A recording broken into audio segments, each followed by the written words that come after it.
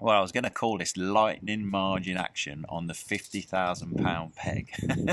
Bit of a mouthful, but it's quite a nice title, isn't it? So, yeah, this is 15 minutes of my match. My very, very first visit to Falcon Lake at Westwood Lakes, and it was a learning experience for me. I wanted to try lots and lots of things. You'll see me do a couple of daft things in this in just this little segment. It's just me trying to rule things out, rather than try and win the match, I suppose. So we all want to try and win the match, but more importantly, I wanted to practice.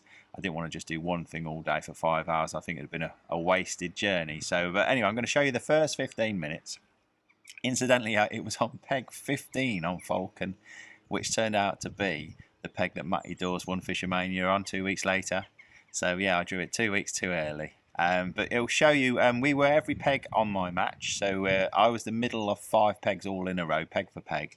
And on Fisho, it was 2, miss 1. But even with that kind of pegging, the fishing was really, really good. You can see Dan Squires, he's only fishing 2 metres from my float, and we're both catching. So anyway, I'll leave you to it. I'll let you show the first 15 minutes of my match, and you'll see at the end why it's just 15 minutes long. As we all had to run for cover. So, but yeah, anyway, I hope you enjoy this, and I'll catch you again at the end of the match.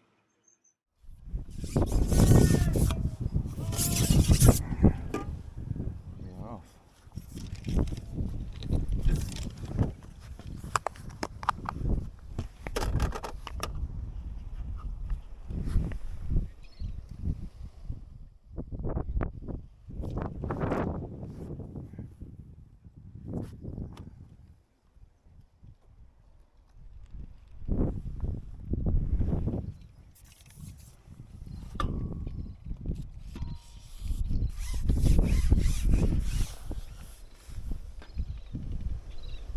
No copying.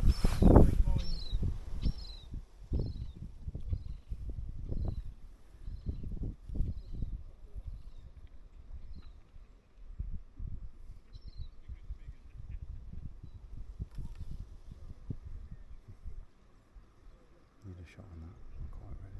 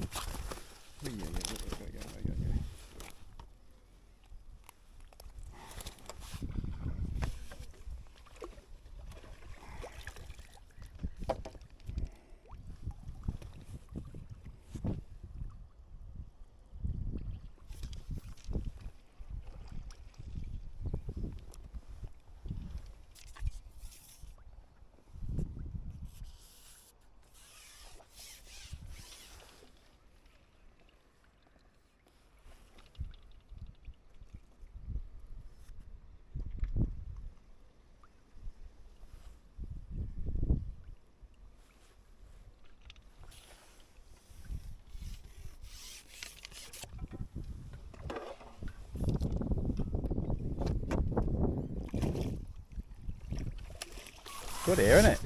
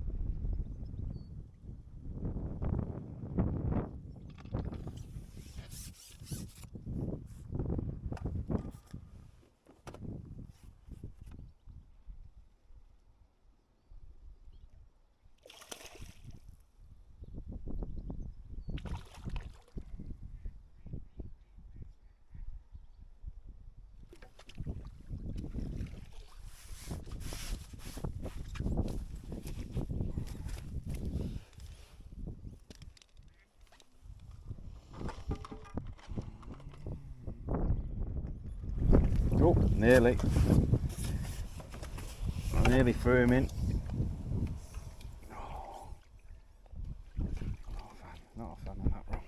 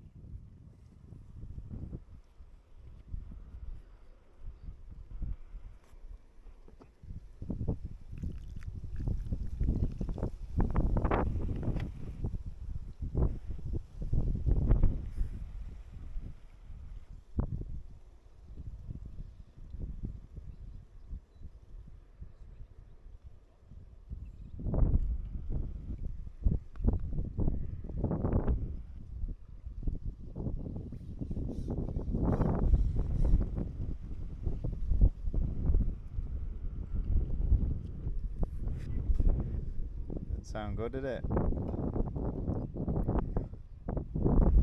Thunderbolts and lightning.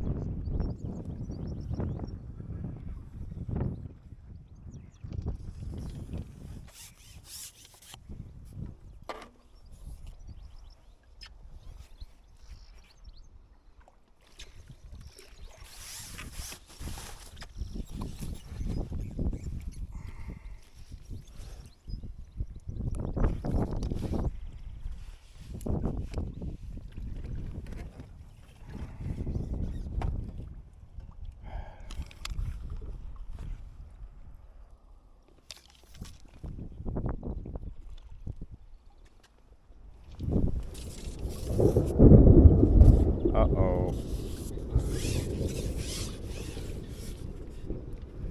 I thought it was, we weren't getting that. I thought that was coming from the west.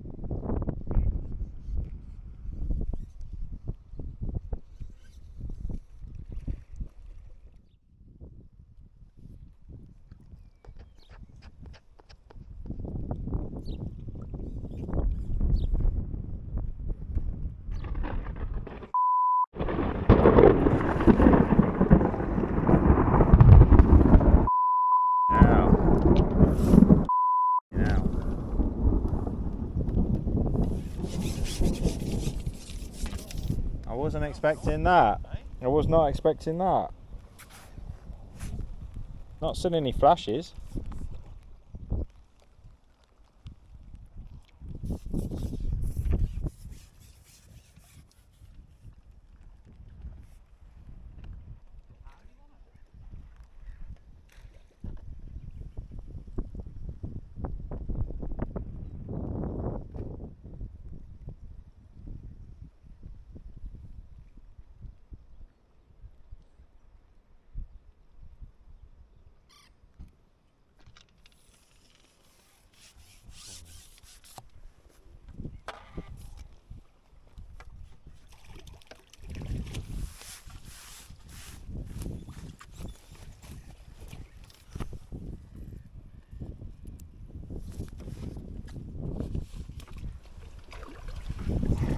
Get wet. Run for cover. That was the loudest crack of thunder I have ever heard. It was scary. I thought an explosion had happened, and you can see why we had to cut it short, because we all had to run for cover and get our waterproofs on and everything like that. So yeah, it was rather wet after that, and it did bucket down, and it was on and off for the rest of the day. So but I thought I'd show you the first 14 minutes, and in that time I think I had 8 fish, so not bad going. And it just shows most people start down the edge on a venue like that this time of year, and they did on the FishOMania Final. Depends how your margins plumb up. Mine, I think I got about 22 inches on the day, and Dan, who's fishing just 2 meters away from me, pegged 16, which wasn't in on the FishO Final. It's about 18 inches there, which is even better. So but you needed sort of, well, 22 inches or less really. If you got 3 foot of water, you was going to have a nightmare with foul fish and everything, and it was pretty hard to overcome that if you got deeper margins than that. But really good fun. Only a top kit, my number 4 and the join of my number 5 section. That's where I fished down the side. I swung around and fished the other way as well a bit later. Tried a few things down that way. I tried ground bait and maggots and things like that, but actually that left hand swim was definitely best. But yeah, good fun. So I ended up with £109, and I was 5 ounces off winning the section. And Andy Power won the match off NPEG 1 with £145. So it was good fishing, really good fish. There's quite a few tons on the day. Definitely could have won the section, and definitely could have framed. I don't know if I'd have had £140, but I definitely could have got closer to that. But I used the day as a real experiment and exercise. I almost sacrificed the match to experiment in match conditions, because there weren't many opportunities to get on the lake with plenty of anglers on it and learn things. So I fished the mud line. I learnt loads on that mud line fishing. I caught a few shallow and a few underneath it. But yeah, if I'd have just fished down the edge all day, probably edge and shallow all day, I'd have had a bigger weight than £109. But I was there to try things, try different things, even trying a 6mm expander and things like that, just to see, is it better, is it worse? And it was worse on the day, as I half expected. But if you don't try them in a match conditions, you never know. So there was things like that I tried, and I tried a bit too much with different things. But it was interesting fishing. So incidentally, you would have seen me feeding that short pole swim with maggots and ground bait as a little tip off someone gave me to try. I'm glad I tried it, because it wasn't right. It just wasn't right. So I ruled that out pretty quickly. And yeah, so on the day, maybe that peg, maybe, I don't know, but it just wasn't right. But I'm glad I got that maggot short swim out of the way. With ground bait, I think that would have just sent the peg into chaos, really. So, but I'll show you what I did anyway. So, bait wise, it was fishery micros. I've still got a bag here unopened, Westwood 2 mils. So, fishery micros, wetted up with top bit's falling away, with my old faithful match method mix, and varying ratios of each. Sometimes neat micros, sometimes a 50-50 mix, sometimes more ground bait than micros. Just mix it up on the day, and I quite like it quite stodgy. You can see how many fish are coming into peg so quickly. So getting it down quick in a stodgy little ball that's going to break up quick but get down quick, that seemed to be the key on the day. But everything changes during the course of a match, so you just got to vary it really. And then on the hook, the old faithful, the old Death Ship 4mm Pro expanders. Can't beat those really. So I always have a pot of those, mostly 4s, but I always put a few 6s in just in case. Some venues a 6mm can be noticeably better, and a lot of the top match boys don't seem to bring 6mm expanders, but it can be a really good change bait, especially if there's some better carp in the peg. For F1s I prefer a 4mm definitely. So, and the rig, the only other thing I'll show you is my rig. Short kit, I put 12 to 14 slick for a short kit for there. Absolutely perfect. I got carp out to £6, F1 barbel, everything would deal with that. And because you're at such short range, there's no commotion or anything. It's just perfect. So real nice. And the 10 to 12, which I use sort of everywhere else, it almost takes too long to get them in on that at that short range. You don't want any messing, and sometimes don't even need to use the puller when you've got 12 to 14 in. So a little back shot there. Sometimes I fish a really short lash and no back shot, but that's on this rig. That's on 018 to 020 line. Doesn't matter really what one or the other. Nice and strong anyway. 0.4 matrix mud line float.